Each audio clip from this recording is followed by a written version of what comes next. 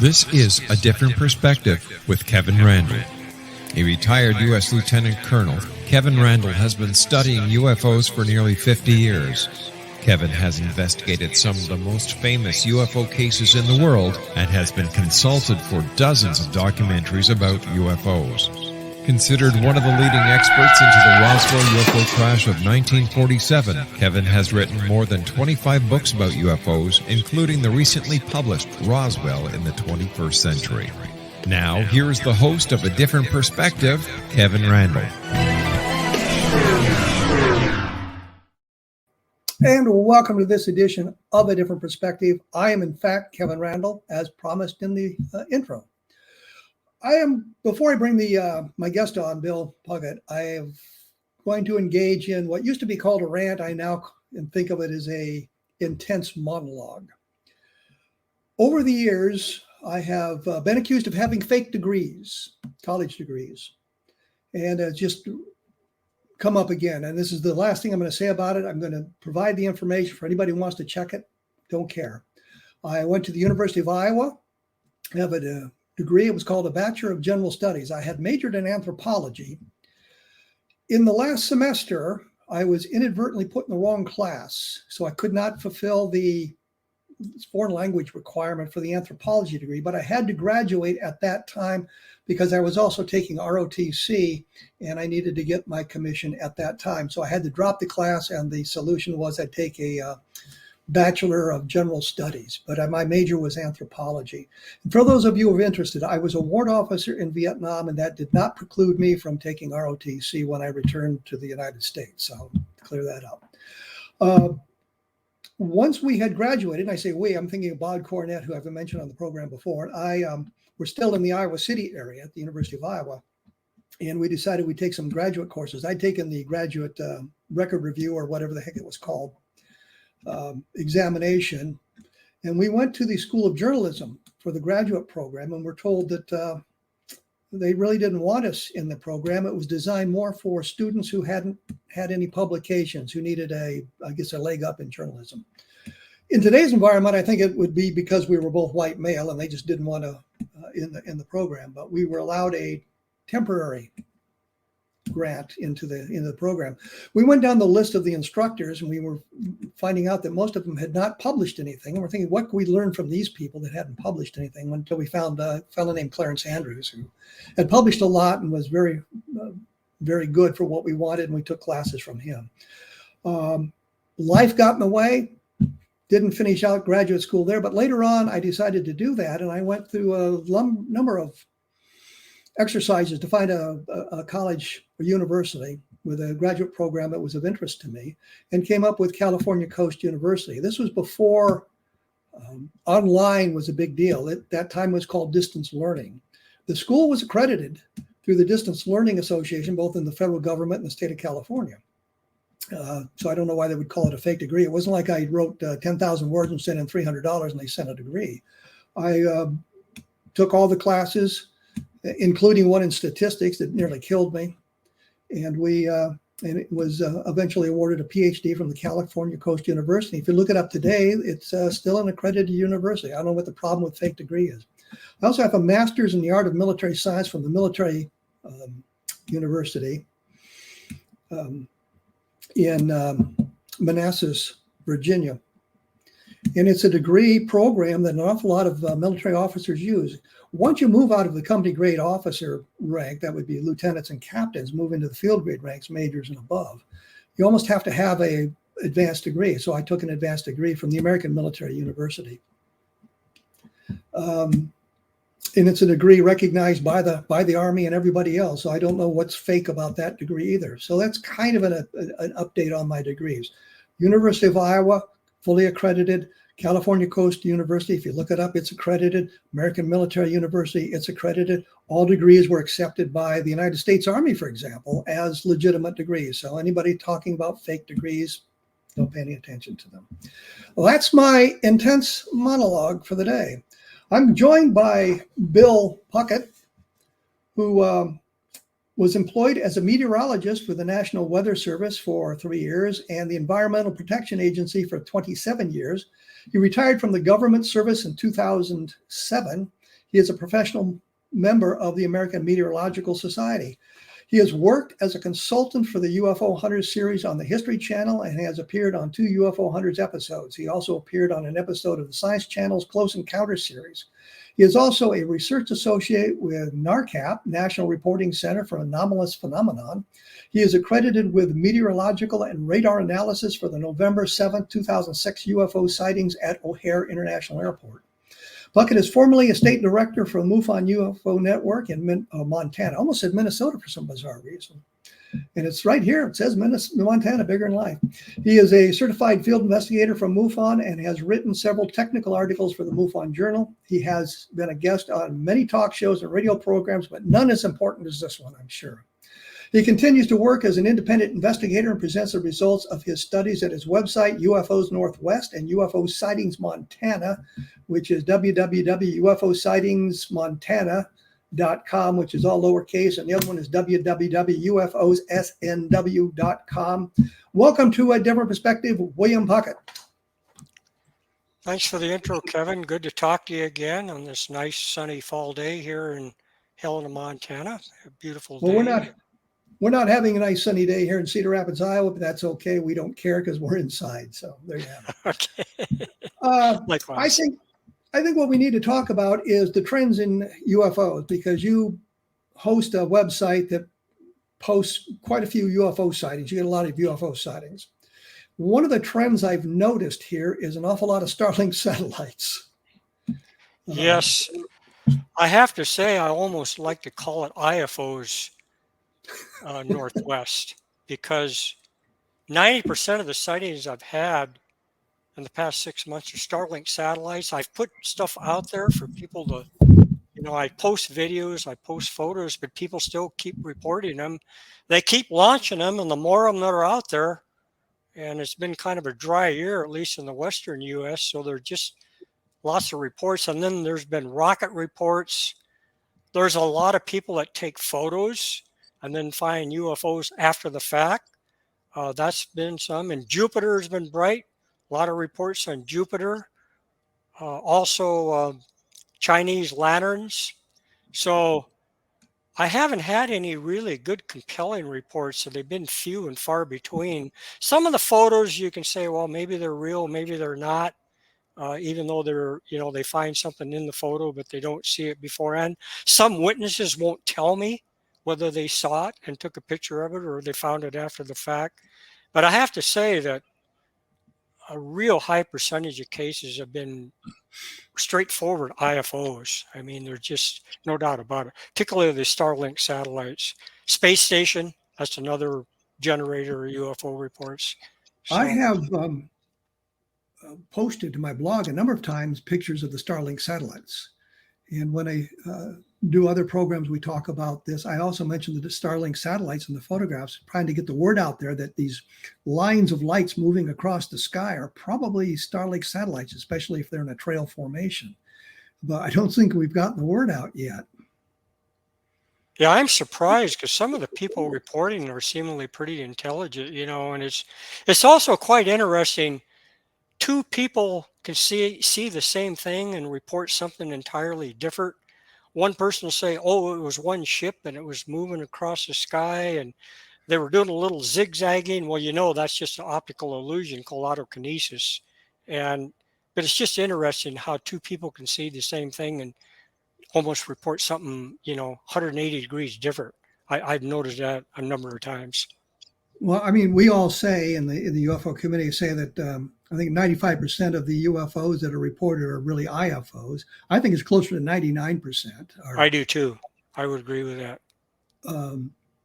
Are identifiable if you understand what's going on in the sky around you. Venus is always a big one, especially when it's close and things like that. But let's move toward the UFO aspect of it. What are some of the good UFO reports that you've received recently? I'll have to pull up my website here and take a look at cases, but there have been... well, I know there's been some very interesting photographs at your website that I've posted to my blog as well and linked back to your website. One report that I'd like to mention, this was May 11th, 2022, in the highlight of the case, oval metallic object found in photo of contrails. Now, the witness didn't see the object, but when he looked at the photos, he found something interesting. And I blew the photo up, and it's quite clearly an object because you can see the sun shining right off the top of it. And this was Wilsonville, Oregon, May 11th, 2022. Wilsonville is looks to be, I would say, about 30 miles southwest of Portland, Oregon, to give you a perspective. And I really think that was a real object, just based on that the sun shining off of it. And I had to do a blow up to do that. So that's another one case that stood out to me. I posted that quite a while ago, but another case.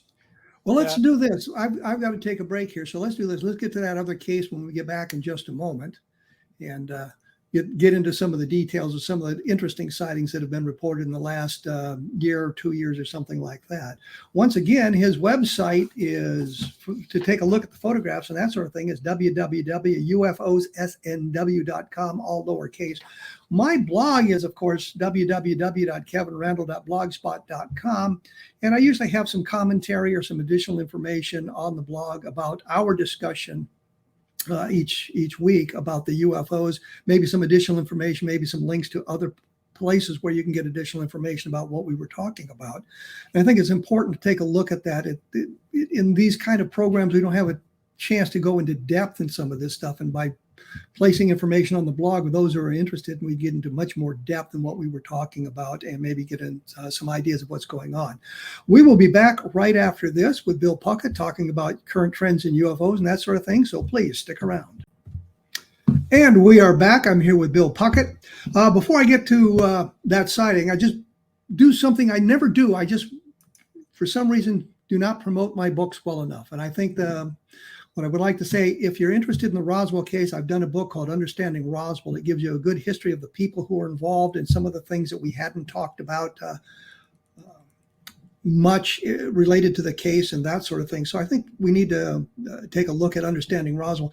And I did a book called Level Land, which is about the sightings from November of 1957. I think this is a very important case because of all the interaction with the environment, the number of witnesses involved, the police, the military, and all of that sort of thing. So I think we need to take a look at that. So if you get a chance, take a look at Level Land, take a look at Understanding Roswell.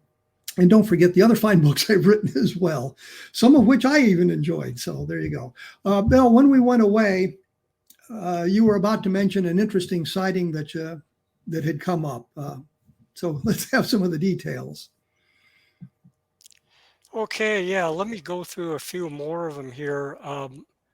One case that I found quite interesting, I'll highlight it. It was in Easley, South Carolina. Easley is, it looks like it's in western South Carolina, probably in the mountains. And now on your website, when you have a sighting, you do have a little bit of a map there with a pinpoint of where the actual sighting took place. Yes, so people can get an idea of exactly where it is in the state. It pinpoints exactly where it was, and this particular one it's kind of out in the western South Carolina, northwestern South Carolina, quite a ways from any major cities. So it's probably in the mountains, but briefly the witness says, I saw this yesterday. The craft disappears when you change shades to edit. It is like a cloaking field. They are here. We can't see them unless we change our color of vision. I've got more. Well, you can take that the witness is speculating, but it shows when you blow it up, a honeycomb looking object. And I don't think that's a photo anomaly. I think it probably is something real. And the date of the sighting, more recent than the other sightings I just talked about, August 21st, 2022, 6:47 p.m. Eastern Daylight Time. And I mentioned to our listeners, if you go to my site, you can slice and dice data. You can go to UFO sighting reports and then categories, and you can click on unidentifieds or photos or videos. You can get to these cases pretty fast. And then I've also got top cases, electromagnetic cases, video cases, photo cases, and then you can also go to cases by location. So people can find cases pretty fast on my site. It works pretty well. So what sort of inspired you to get into UFO research? Excuse me, I got a cough. Well, the one thing that really inspired me is, I guess in the early 1980s, actually, you were probably part of that, Kevin. A lot of documentaries started coming out on UFOs. And I looked at it and said, yeah, I've always been interested in UFOs. And so I said, well, maybe I'll just kind of start looking into them. But I really was looking into them, but not doing much with them, in terms of a website or anything. But then in the 1990s, I got more serious about it. And by 1997, I started doing investigations. And in 2003, I bought my site up, UFOs Northwest. But my UFO interest goes all the way back into the 1970s. I bought the Project Blue book, a little pocket book, and it talked about the 11,000 sightings in Project Blue book, but it said like 750 of them were unidentified. And I said, wow, I mean, that's unidentified. That's a lot, That piqued my interest too. So I never really have had my own sighting that I would say was a genuine UFO sighting. I've taken photos and found objects after the fact, but that's how I got interested in the subject. Well, I was going to say, one of the problems with, citing the 701, I think it was, unidentified cases in Project Blue Book is if they're single witness, it's sometimes hard to get an identification for it because you only have that one perspective to take a look at. And one of the things I've always talked about, if you see you get up at 3 o'clock in the morning, you're outside for whatever reason, calling the dog, calling the cat, something like that, and you look up and you see a light crossing the sky and you say, well, my gosh, it's an alien spacecraft. But what if it's a private plane with his landing light on and it's so far away you can just see the light and you can't hear the engine? There's no way anybody's going to be able to identify that because you're not required to file a flight plan or anything like that. So you've got one witness seeing a light crossing the sky. When we get to the Starlink satellites, we can look at the photographs or look at the timing or whatever, and we can say, well, that's a Starlink satellite. The descriptions fits a Starlink satellite. And I noticed on your on your website, a lot of them says obvious Starlink satellite or Starlink satellite, that sort of thing. So we're running into that problem as well. But we need something more robust than like a single witness seeing a light in the sky to really take a look at a sighting. And there's very good sightings out there like that. You mentioned, I think, or you investigated the Chicago O'Hare sightings back in 2007. Yes, from a meteorological standpoint? Yes, and radar. We really never found any strong scientific basis for, at least from a radar perspective, of something unusual. We looked at both aviation radar and Doppler radar. The Doppler radar, weather radar, was at Romeoville, Illinois, which I believe is about 20 miles south of Chicago, or maybe at least in a facility, it might be southwest. And they put Doppler radars out of city centers for a reason, because they don't want the ground clutter to obfuscate the weather returns. Now, Doppler only makes a pass when it's raining or snowing every 6 minutes. And it's not really designed to pick up UFOs or aircraft, because the beam width is only a degree. But if something flies through that beam, it'll pick it up. And we found a return a little over a quarter of a mile where the witnesses saw the disc-shaped object. Well, give us a little background on the O'Hare sighting. Exactly what was that? What happened? Well, what happened was United Airlines had a flight taxiing in, and the pilot actually stuck his head out the window and saw this disc-shaped craft, and then they were moving an aircraft into the hangar, and some people flight attendants and people moving the aircraft into a hangar saw this disc-shaped craft hovering above the sea concourse. And then they saw it shoot straight up. At Chicago O'Hare Airport. Yes. Okay, and so they see the disc hovering over the airport.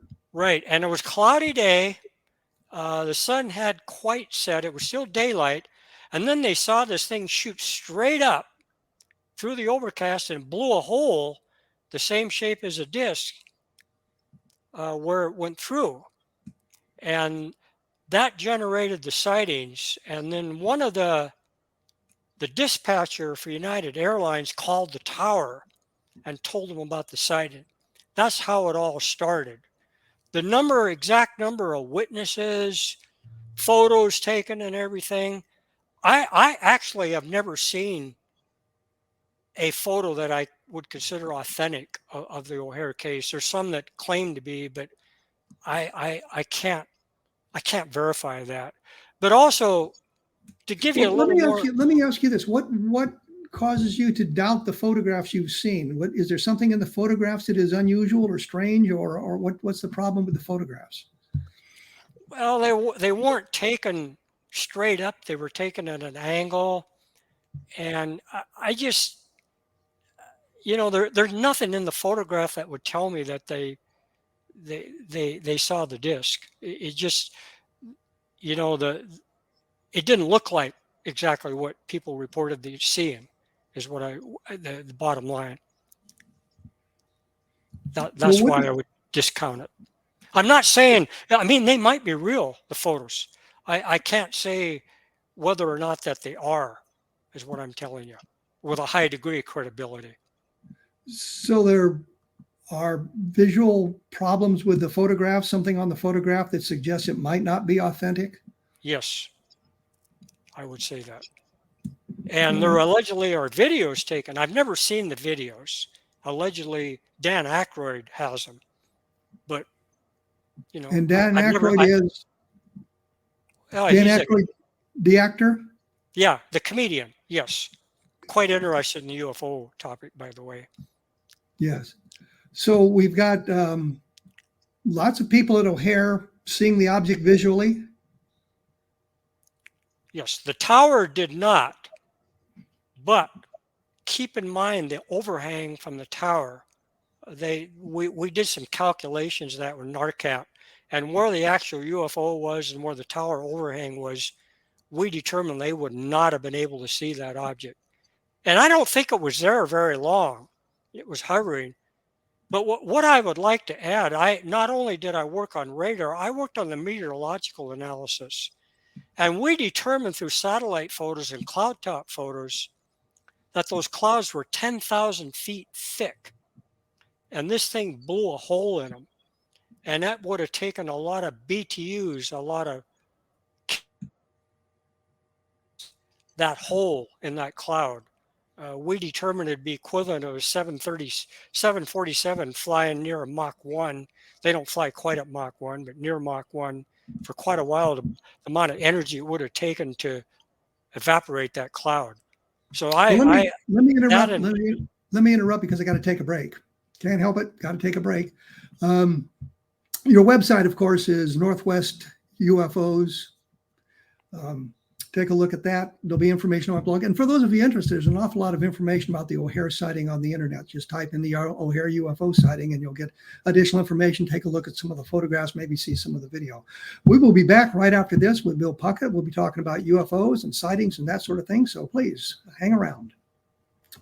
And we are back. I'm here with Bill Puckett. We're talking about UFOs and some historical sightings. His website is www.ufosnw.com, which will have additional information. Lots of sightings up there, lots of photographs, lots of video, that kind of thing for those of you who are interested.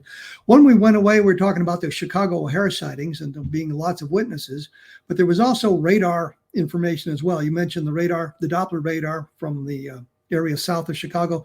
Was there radar sightings from the O'Hare field or other radar sightings that are more oriented toward aviation? Unfortunately not, but I'd like to add that at the time, there were were two of us that requested the radar data, and I didn't get the local traffic control radar. I got the long range radar, and I think I might have found something different, but I just didn't have the knowledge at the time of asking for the right information. But the data that we did have did show some sightings to the west of the airport, a number of returns moving to the southeast. And with the winds aloft, I figured those very well could have been birds. I don't think they were anything unusual. But the Doppler radar did have that one blip. Was it the UFO? It wasn't right at the exact location where they saw the UFO, but it was close. So that's a possibility. But I think that our radar analysis, in my opinion, was incomplete. I think had we had that other shorter range data, we might have found something. Now, there's a lot of unofficial and other details about that case. The FAA did issue a notice to airmen about a UFO in the area for aircraft taking off and landing. I haven't seen that notice to airmen, but I heard that they did issue one, and they were warning approaching jets and aircraft taking off that there was a UFO in the area and to exercise caution. So, and which is the reason NARCAP investigated it, because NARCAP has the criteria. If it poses a risk to aviation safety, then we look at it. And a lot of UFOs do pose a risk to aviation safety, no doubt about it. So, well, that's kind of an interesting point you make there, that the UFOs pose a risk to aviation assets. And I know that's one of the things that the government is now going after, suggesting some kind of danger not only to civilian aviation, but of course to military operations as well. And you say that's kind of an ongoing thing, or has been a long-going thing, that there's been a problem with UFOs close to aviation assets? Well, it's been noted over the years that not just with studies done by NARCAP, but even cases in Project Blue Book, that UFOs are noted to cause problems with compasses and aviation equipment, and that in itself is a major safety issue. I mean, if you're flying IFR and your equipment's not working, you could crash. I mean, that's simple deduction. What you mentioned the compasses, and that suggests an electromagnetic effect. Is there any cases where UFOs approached close to an airplane and installed the engines in some fashion that you're aware of? I'm not aware of any engine problems.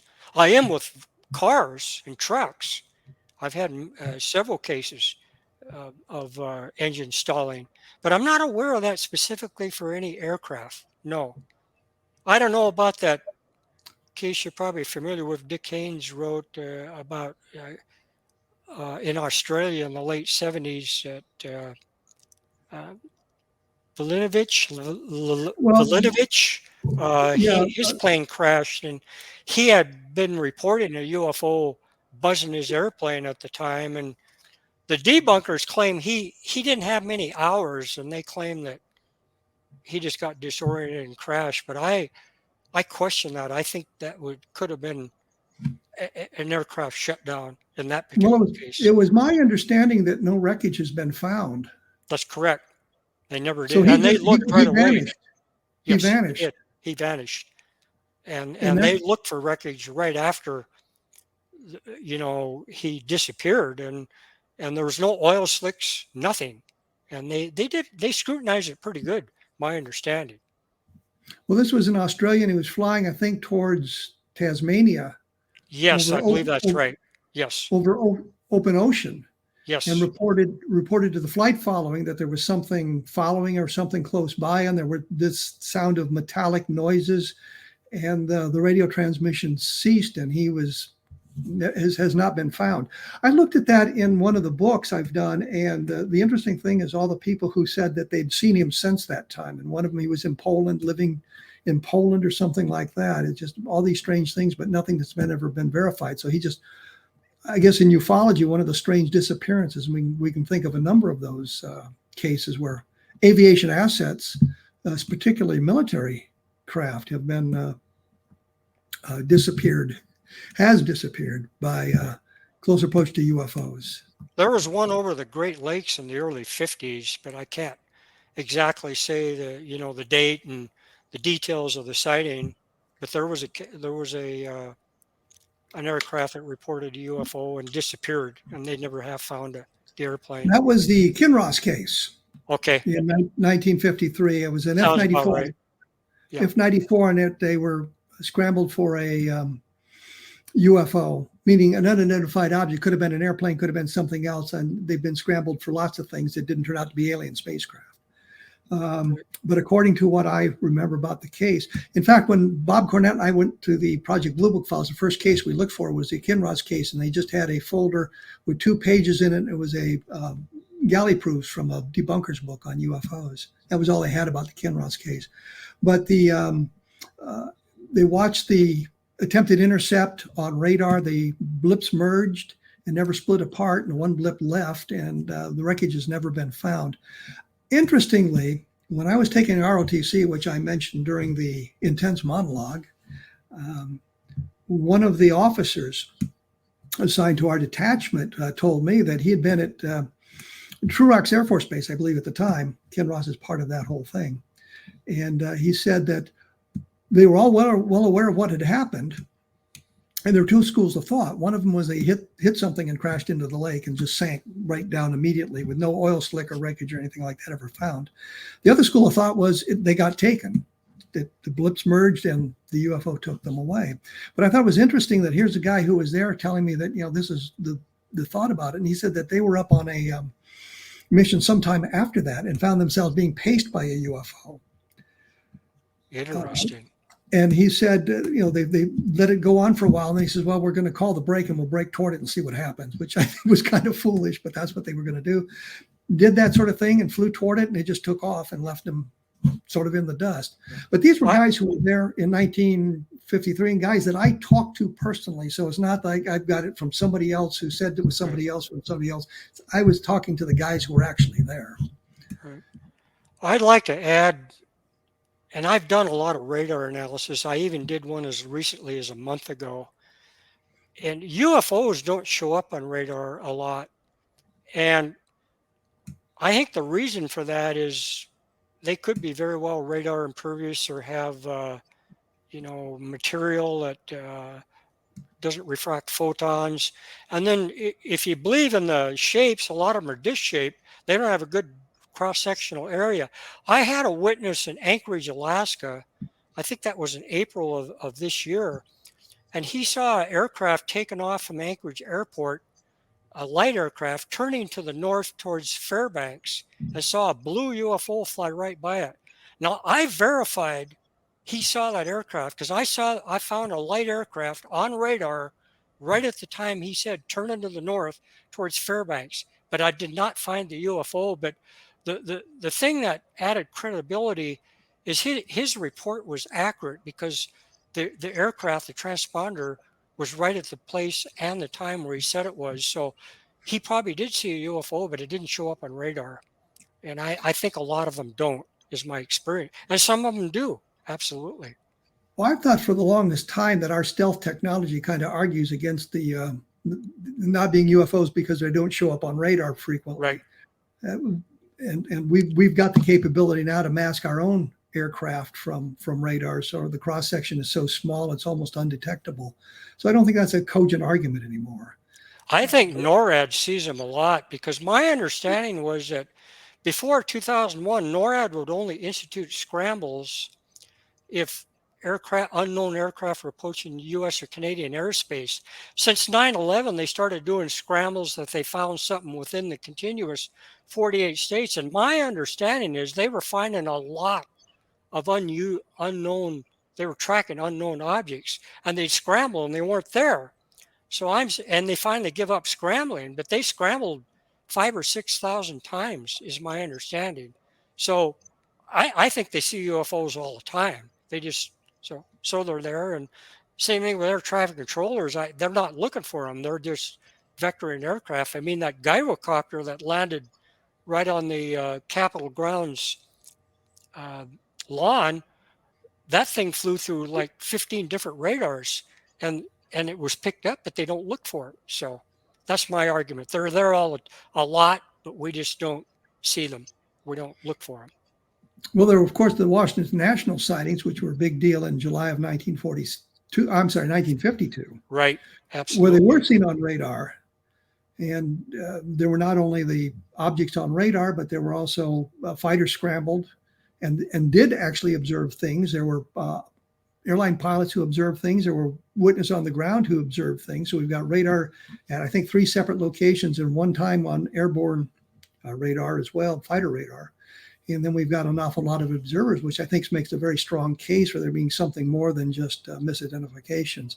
We're going to have to take a break here, coming up on our last segment. I'm here with Bill Puckett. We're talking about UFOs. Now we're talking about them on radar, for crying out loud, which is not a bad deal. And I've got a book coming out again next few months on the Washington National sightings. It's a look at the whole sort of thing and interviews that I conducted with people who were actually in the radar rooms at the time the sightings took place. So I think it gives some unique perspective about all of that. I will be back with Bill Puckett right after this. So hang around. And we are back. I'm here with Bill Puckett. We're talking about UFOs. We're talking about radar cases, for crying out loud. We've talked about the O'Hare case, which I think is an exciting case. And we were talking a little bit about the Washington National. Are you very familiar with the Washington National sightings? I mean, that's ancient history to the UFO era.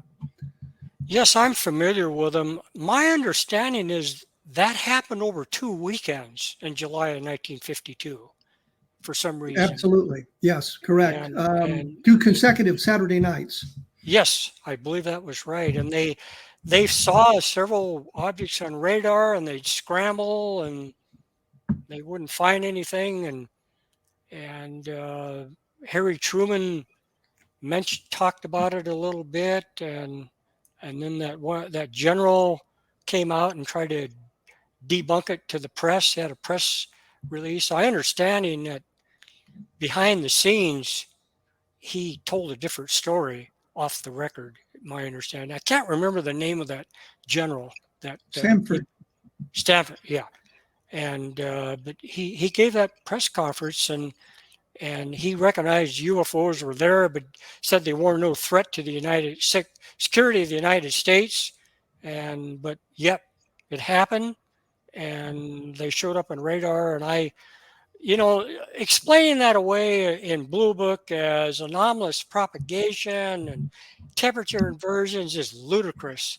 I've done a lot of studies on anomalous propagation, and that just didn't appear to be a good explanation for radar ducting or whatever refraction causing that at that particular time. Well, the one thing that I found interesting in the press conference that he held, interestingly enough, one of the other participants of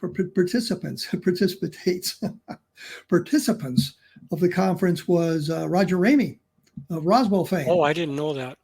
He was there. There's a picture of him and Sanford and Ed Ruppelt and 2 other people. That's pretty famous. It's gone around the UFO field quite a bit.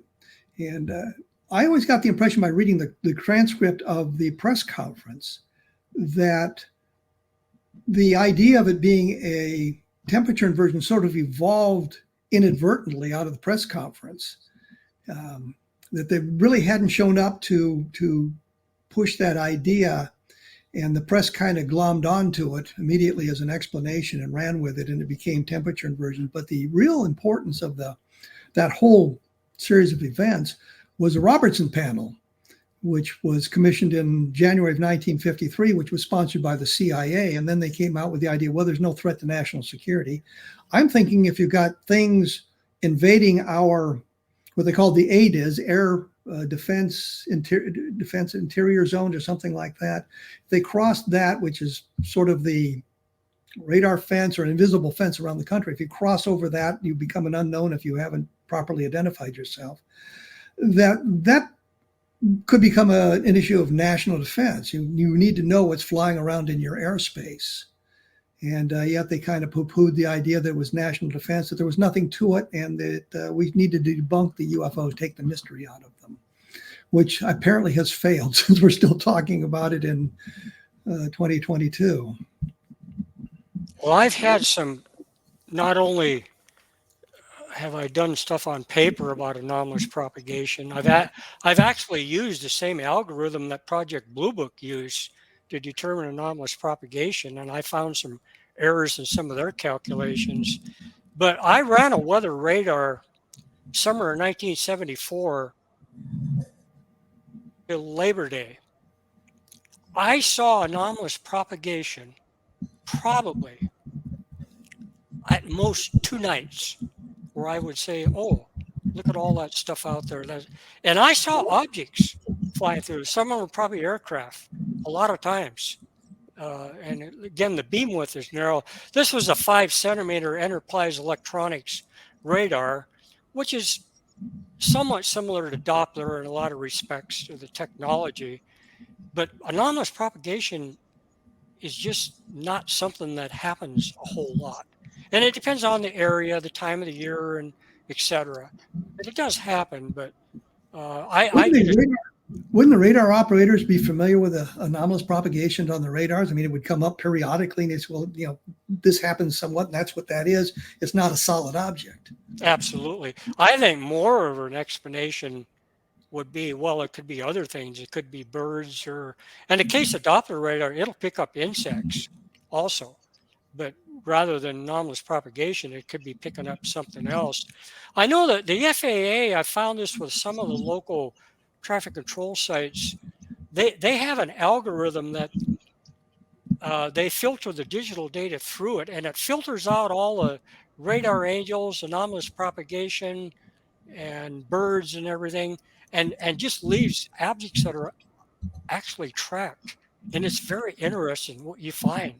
There are objects out there. They're flying very fast, and they're not aircraft because there's no transponders. So these aren't reported as UFOs, but they are. They're UFOs on radar too. Which are not necessarily alien spacecraft, but they are UFOs. But there's something unidentified flying through. There was an interesting case here in the Wisconsin, Illinois, Iowa, Minnesota area several years ago, where a meteor fell, and they tracked it on radar, on the Doppler radar, picked up the meteor fall, and they were able to find out exactly where the pieces of it landed. And a number of people, I think the meteorite men, went out there and tried to find pieces of it, and they would look across the roads and things with their metal detectors, and they picked up several scattered bits of the meteorite that fell, but it was picked up on radar. Well, that's another point too about IFOs that we talked about at the beginning of the show. I mean, meteors and space junk generate a lot of UFO reports, but generally they're pretty, self-explanatory. But sometimes you'll see blinking lights and stuff, and it adds a little bit of, intrigue to it. But yet, some of them are unusual, but if you really look at it, you can generally figure out what it is. And then there's a lot of them that slip through the cracks that I consider UFOs, but they're probably IFOs, but I just don't have enough data to make that determination. Well, you said something that's interesting, because again, we're talking about, well, they're not on radar, they don't exist. But you're suggesting the radars are set up to discriminate against things that are outside specific parameters. You're looking for, the radar's looking for aircraft, which set up probably height limits and speed limits and that sort of thing. And if the UFO is operating outside those parameters, it wouldn't be picked up or wouldn't be displayed by the radar. It would be discriminated or taken out of the radar display. Well, the filtering algorithm, and again, I don't know exactly what to use. I know like Spokane, I found they were doing it, and I found it on some other sites. I can't specifically remember. I do remember Spokane because I did find some corroboration. This was a MUFON case in Washington State where some videos were taken, and we found echoes right where the videos were taken, unknown, and those were tracked objects. So that was a radar visual. I don't have that case at my fingertips, but I do know that was a good radar visual, and I haven't had a lot of them. But yet, when they do that filtering, and maybe they are filtering real UFOs out of there too. I don't know, but I know that what's left behind, if it's not aircraft, it's probably UFOs, or at least unidentified. Well, the interesting thing is, is they can pick up insects and birds and all of this sort of thing. And it would seem to me that if you didn't have some way to discriminate, looking for aircraft, that's what they're doing, is looking for aircraft, that your radar screen would be just cluttered with all kinds of things that would confuse the issue. Right. Well, Doppler radar, I believe, has a little bit shorter wave radar, and it has a shorter wavelength. It's going to pick up smaller objects. I mean, weather radar has picked up refraction for hydrometeors, which is rain and snow and ice crystals. And the new Doppler radars have a lot of advanced technology with wind fields, dual polarization, and other things that make it, so they can figure out where hail is and tornadoes and etc. So, but it's different technology, but it can pick up objects also, but it's not specifically designed to it. I know that case up there in Idaho, case that I was interviewed on the Close Encounters series. These pilots saw this triangular-shaped UFO in their hunting camp. I went back and looked at Doppler radar from Boise, and 150 miles away, within 10 miles of where these hunters were, there were blips. And I showed it to the producer, the director, and they put them at the end of the show. I really think that Doppler radar picked up that UFO. I really do. Because we're going to have to leave way it out of ground clutter and everything. We're going to have to leave it there. We're going to have to leave it there because we're out of time. Okay. I appreciate you showing up and schooling us on Doppler radars and how that operates, because I think it is important to understand that just because it's not on radar doesn't mean it wasn't there, given the way the radars work in today's environment. Thank you very much, Bill. And like we say, the website is www.ufosnw.com. And his other one is www.ufosightingsmontana.com, all lowercase letters. Take a look at that and you'll might find some interesting stuff there. I look at the site periodically myself. My blog is www.kevinrandle.blogspot.com, and I usually have additional information available there and links to other websites or other articles I've done that provides additional information about what we've talked about today.